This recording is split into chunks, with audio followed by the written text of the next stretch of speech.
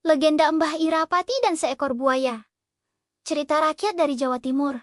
Pada zaman dahulu kala, di tepi sungai kuning yang lebar dan berair jernih, hiduplah seorang wanita tua bernama Mbah Irapati. Ia dikenal sebagai perempuan sakti yang mampu berbicara dengan hewan dan menenangkan badai. Penduduk desa sangat menghormatinya, sebab siapapun yang berbuat jahat di tepi sungai pasti akan mendapat balasan yang setimpal. Mbah Irapati tinggal bersama seorang anak laki-lakinya yang tampan dan rajin membantu ibunya. Ia sangat menyayangi anak itu, karena hanya dialah keluarga yang tersisa. Nak, jangan pernah mandi sendirian di sungai terlalu sore ya. Air sungai menyimpan rahasia yang tak semua mata bisa lihat. Pesan Mbah Irapati suatu pagi. Anaknya tersenyum riang sambil menjawab, "Tenang saja, Mak. Aku hanya ingin bermain air sebentar. Sungai ini kan seperti teman kita sendiri." Mbah Irapati mengelus kepala anaknya lembut. Ia tidak tahu bahwa hari itu akan menjadi awal dari sebuah kejadian besar. Siang itu, matahari bersinar terik. Anak Mbah Irapati pergi ke tepi sungai sambil bersenandung kecil. Ia bermain air, membuat riak, dan memercikan air ke udara. Namun tanpa ia sadari, dari kejauhan muncul sepasang mata tajam yang mengintai dari balik air, seekor buaya besar yang sedang lapar. Perlahan-lahan, buaya itu mendekat tanpa suara. Air bergetar lembut setiap kali ia menggerakkan ekornya. Anak itu tak menyadari bahaya yang datang. Hingga tiba-tiba, plak, air muncrat tinggi. Dan buaya itu menyambar cepat. Anak malang itu tak sempat berteriak. Tubuhnya lenyap ditelan arus. Sore menjelang, Mbah Irapati menatap jalan setapak yang biasanya dilalui anaknya. Aneh, kenapa belum juga pulang? Gumamnya cemas. Ia menunggu hingga matahari tenggelam, namun bayangan anaknya tak kunjung tampak di pintu. Dengan dada berdebar, Mbah Irapati mengambil tongkat saktinya dan berjalan menyusuri tepi sungai kuning. "Nak, di mana kamu?" Suaranya lirih, namun penuh tenaga magis. Ia terus memanggil, menyibak semak, dan menatap arus sungai yang bergulung. Tiba-tiba pandangannya tertuju pada jejak kaki kecil di tepi sungai, bercampur bekas seretan besar dan genangan air keruh. Ia menutup mulutnya, menahan tangis. "Ya Tuhan, buaya itu telah memakan anakku!" jeritnya dengan suara bergetar, antara marah dan hancur. Air sungai mendadak bergetar. Angin berhenti bertiup. Mbah Irapati mengangkat tongkatnya tinggi-tinggi. "Wahai semua buaya sungai kuning, keluarlah kalian. Aku, Irapati, memanggil kalian atas nama alam dan air yang kalian tempati." Teriaknya menggema ke seluruh penjuru. Dari dasar sungai yang dalam, terdengar suara gemuruh. Puluhan buaya besar muncul satu persatu ke permukaan. Air berombak dan berbau amis. "Siapa yang berani membangunkan kami?" tanya seekor buaya tua dengan mata menyala. Mbah Irapati berdiri tegak di tepi sungai.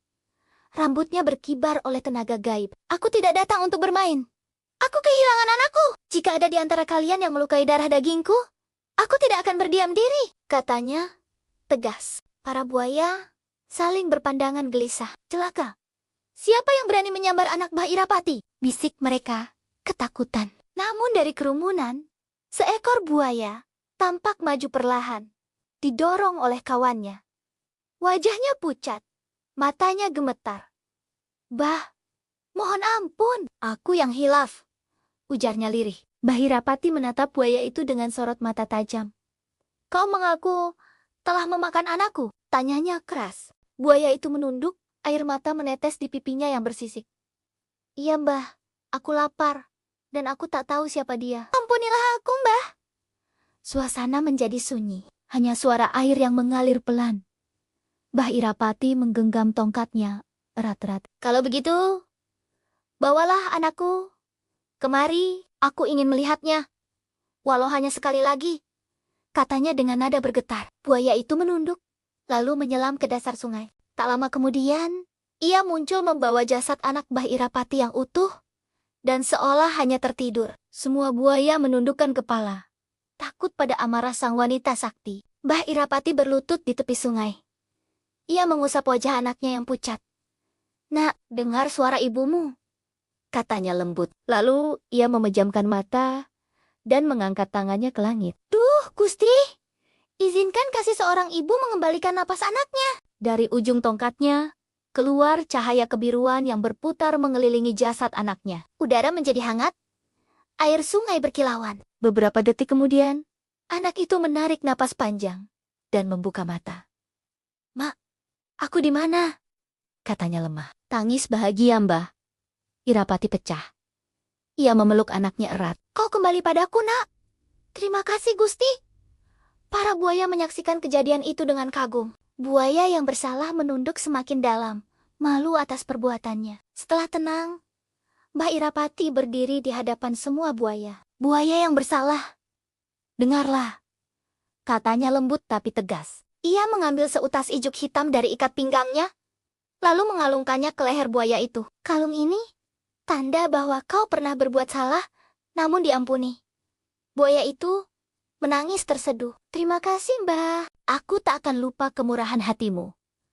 Mbah Irapati menatap semua buaya yang hadir. "Mulai hari ini, kalian tidak boleh lagi mengganggu manusia. Air sungai ini bukan milik kalian semata, tapi tempat hidup bersama."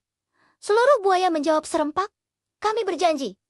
"Mbah Irapati, jika ada buaya yang mencelakai manusia lagi, itu bukan dari sungai kami, melainkan dari tempat lain." Suara mereka bergema hingga ke hulu sungai, menjadi sumpah yang mengikat makhluk air selamanya. Hari-hari berlalu. Sungai Kuning menjadi tenang dan aman. Penduduk kembali mandi, mencuci, dan mengambil air tanpa rasa takut. Mereka selalu menyebut nama Mbah Irapati dengan hormat setiap kali melewati tepi sungai. "Berkat Mbah Irapati, sungai ini jadi berkah, bukan bencana," kata seorang warga. Anak Mbah Irapati tumbuh menjadi pemuda yang bijaksana. Ia sering membantu ibunya menjaga sungai dan memberi makan buaya-buaya yang kini bersahabat dengan manusia. "Mak, lihat, buaya itu melambaikan ekornya padaku," katanya riang. Mbah Irapati tersenyum. Itu tanda mereka menghormati janji. Sejak saat itu, masyarakat percaya bahwa setiap buaya yang memakai kalung ijuk adalah keturunan buaya yang dulu diampuni Mbah Irapati. Mereka tidak akan pernah mengganggu manusia, sebab mereka terikat oleh janji sakral sang penjaga Sungai Kuning. Subscribe ya, Dongeng Hikmah Nusantara.